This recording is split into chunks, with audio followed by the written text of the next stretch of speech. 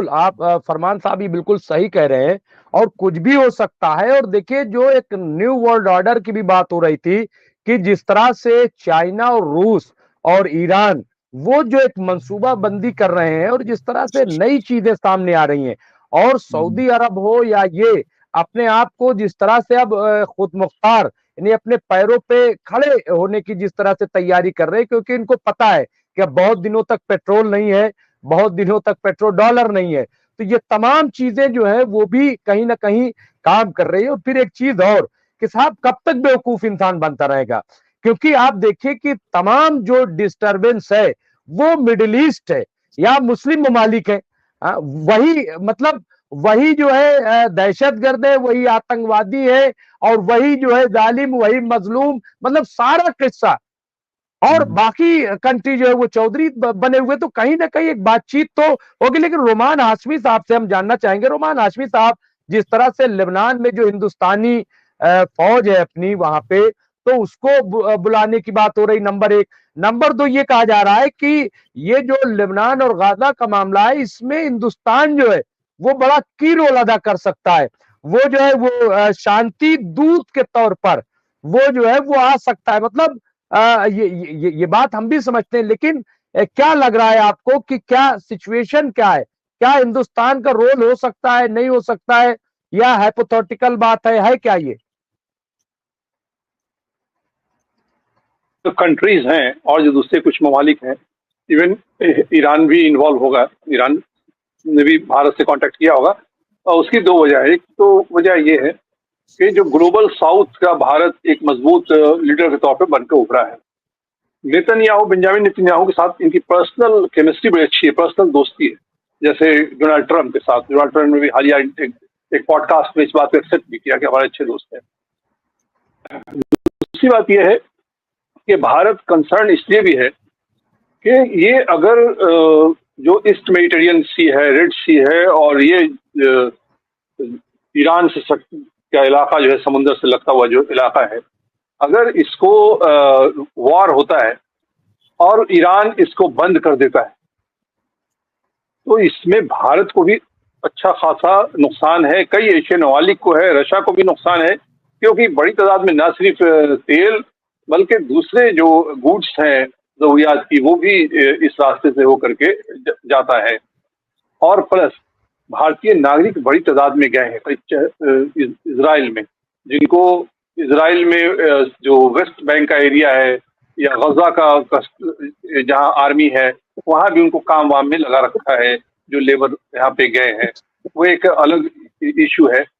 इसके साथ ही भारत का जो वहां पे पीस कीपिंग आर्मी है, जिसमें इटालियन आर्मी भी है, भारतीय आर्मी भी है, करीब शायद 600 करीब भारतीय आर्मी वहां पे है। तो ये भी भारत के लिए एक कंसर्न है। तो फिनेंशियली, जियोपॉलिटिकल तौर पर भी, जियोपॉलिटिकली एंड फिनेंशियली और पर्सनल लेवल पर भी जो भारतीय नागरिक हैं वहां से लेकर के लेबनान तक, इजराइल से लेकर के लेबनान तक, इसलिए भारत पे भी दबाव बना रही है, भारत से रिक्वेस्ट कर रहे जैसा भी है।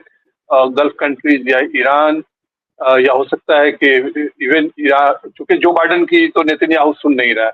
नेतन्याहू की तो जो बाइडन का कहना है कि लगता है कि वो इंतजार है नेतन्याहू को कि नवंबर में चुनाव हो जाए और डोनाल्ड ट्रंप आ जाए और फिर डोनाल्ड ट्रंप के साथ उसके कहीं बेहतर पर्सनल रिलेशन है।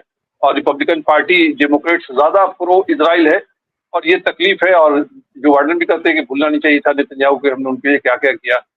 और तो ये तो मामला है भारत का इजराइल और भारत के साथ क्या इन्वॉल्वमेंट है, क्या भारत एक कलीदी किरदार निभा सकता है जंगबंदी के लिए।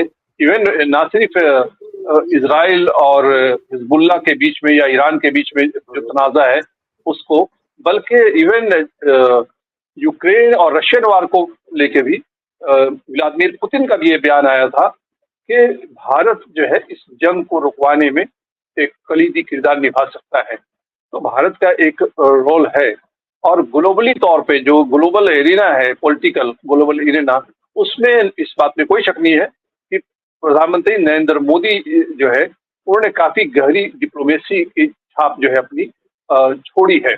और बड़े बड़े जो नेता हैं चाहे वो फ्रांस के हों, चाहे वो अमेरिका के हों, चाहे वो इजराइल के बेंजामिन नेतन्याहू हों, इनके साथ, चाहे इवन व्लादिमीर पुतिन हो, इनके साथ प्रधानमंत्री मोदी के पर्सनल ताल्लुकात है, रिश्ते हैं।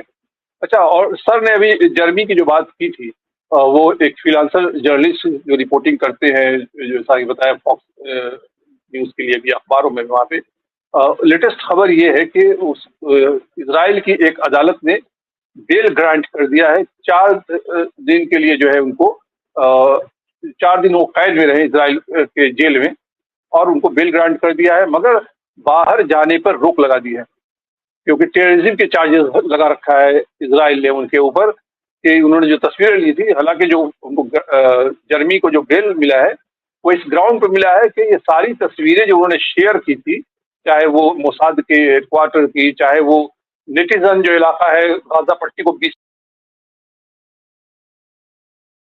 इसराइल ने ईरान ने अटैक किया था, चाहे उसकी तस्वीर हो, चाहे वो अमेरिकन इजरायली एयरफोर्स बेस की तस्वीर हो, ये तस्वीर जो जर्मनी ने ली थी वो सारा ऑलरेडी पब्लिश हो चुका था। दूसरे इंटरनेशनल मीडिया, इवन इजराइल की मीडिया ने भी वो तस्वीर को कैरी किया था, पब्लिश किया था, और उसी तस्वीर को इन्होंने भी इस्तेमाल किया था अपने स्टोरी में। जर्मनी ने उस ग्राउंड पर उनको बेल तो मिल गया है। इस मामला ये है कि ये वार क्या रुख लेगा। देखिए, नेतन्याहू जो है उनके साथ एक तो ये मामला है, साथ में एक और बात और कहूँगा मुमताज भाई, कि अभी जो ईरानी जनरल जो वहाँ थे और उनको ईरान में बुला लिया गया, उनको देखिए, उनको कोई जो खबर वो ये है कि कोई अरेस्ट नहीं किया गया है। उनके साथ जाहिर सी बात है कि उनके साथ कई लोग थे, एक डेलीगेशन था उनके साथ मिलिट्री, तो उन लोगों को आइसोलेट करके रखा गया है, अलग रखा गया है। अभी इंक्वायरी हो रही है। जैसा कि सर ने कहा कि बहुत चीज होती है, होता है इसमें, जो खबरों से अलग हटके होता है। जरूरी नहीं है कि पकड़ा गया अरेस्ट हो गया, ऐसा कुछ नहीं है। जब अगर पकड़ाएंगे, अरेस्ट हो गए, तो ईरानी हुकूमत जो है और या उनके जो एजेंसियां हैं इरना जैसी, वो फिर खबर को बताएगी भी कि हाँ, ये डिटेन किए गए हैं, इन पर मुकदमा चलेगा, ये इल्जाम हैं। तो अभी डिटेन नहीं किए गए, उनको आइसोलेट करके अलग थलग करके रखा गया है, पूछताछ चल रही, इंक्वायरी चल रही है। क्योंकि जो एक्स पॉलिटिकल चीफ हैं हमास के, उन्होंने टीवी चैनल पे ये बात कह दिया था कि ईरान का इन्वॉल्वमेंट है। वो चाहे वो एक गलत तरीके से उनकी जबान से निकल गया ये बात, वो कहना कुछ और चाह रहे थे कि ईरान में कुछ ऐसे हैं भेदिए जिन्होंने काम किया, लेकिन उन्होंने कह दिया कि ईरानी गवर्नमेंट जो है वो इन्वॉल्व थी इसमें इस्माइल हानिया को खत्म कराने में, जो उनका कत्ल हुआ वहां पे। इस वजह कर ईरान बड़ा सख्त है, अब बहुत सख्ती से स्क्रूटनी कर रहा है अपने लोगों की। ये सिनेरियो है। लेकिन ये जंग जो है ये अभी रुकता हुआ तो नजर नहीं आ रहा है, किसी को भी नजर नहीं आ रहा है। ये चाहे हम हुए या आप हुए, हजारों, चाहे वो गल्फ हुए। एक बात और भी है, जो गल्फ कंट्रीज हैं, ये जो ये इन्होंने आज जो कहा है, वेलकम स्टेटमेंट है इनका, कि हम अपना हवाई हदूद जो है, आसमानी हदूद हम इस्तेमाल होने नहीं देंगे। लेकिन इन्होंने क्या ये कहा, खास करके जॉर्डन और इजिप्ट दो ऐसे कंट्री है जो टिके ही हुए हैं, जिनकी इकोनॉमी टिकी हुई है अमेरिकन ग्रांट पे। वो अमेरिका से अलग जा ही नहीं सकते हैं। अगर अमेरिका से अलग जाएंगे तो ये दोनों मुल्क कलैप्स हो जाएगा। ईरान ने तो मिस्र, इजिप्ट ने तो अपने कुछ शहर जो है, जो टूरिस्ट प्लेस था, वो यूएई को बेच दिया अपने को बेल आउट करने के लिए फाइनेंशियली। तो ये दो कंट्री के तो इस कंडीशन में नहीं है कि वो, लेकिन बाकी जो मुल्क हैं, क्या वो ये उन्होंने ये कहा है कि जिस तरह से ईरान ने एयर अटैक किया था, जो मिसाइल अटैक किया, और उसको अरब के कुछ ममालिक जिसमें जॉर्डन फेरिस्त है, उसने भी अमेरिका की और इजराइल की मदद की, उनको एंटी एयर डिफेंस मिसाइल मार गिराने में, इजरायली बैलिस्टिक मिसाइल को मार गिराने की कोशिश की जॉर्डन ने भी।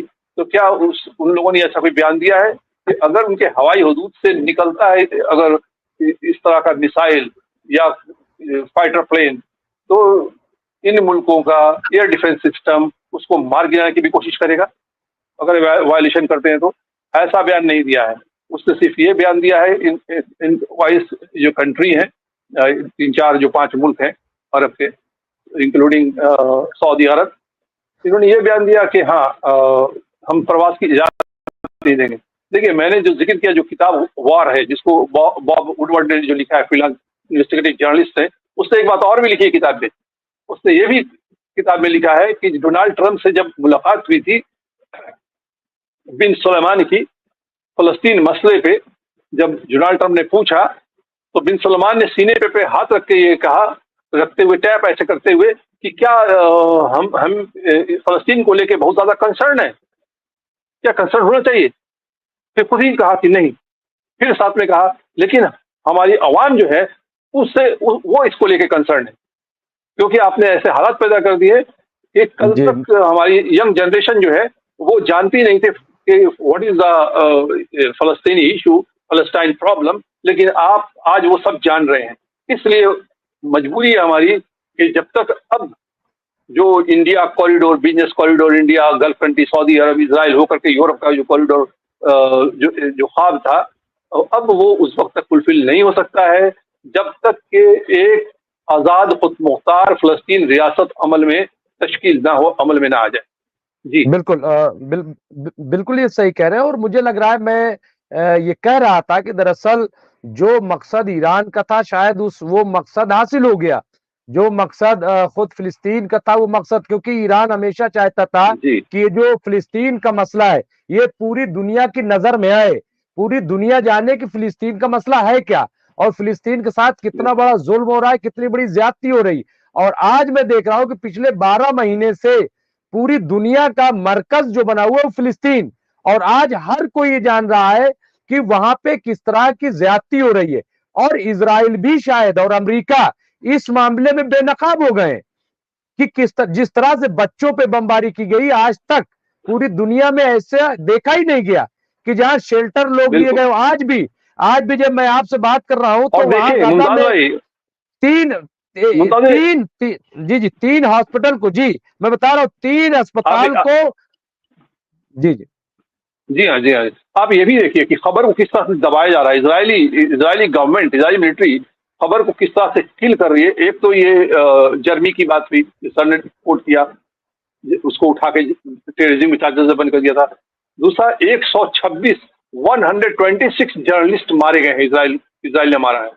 ऐसा आज तक के सेकंड वर्ल्ड वॉर से लेके अभी तक के हिस्ट्री में नहीं हुआ था, इतने ज्यादा जर्नलिस्ट मारे गए हैं 1 साल की मुद्दत में। और हमारे साथ फजील साहब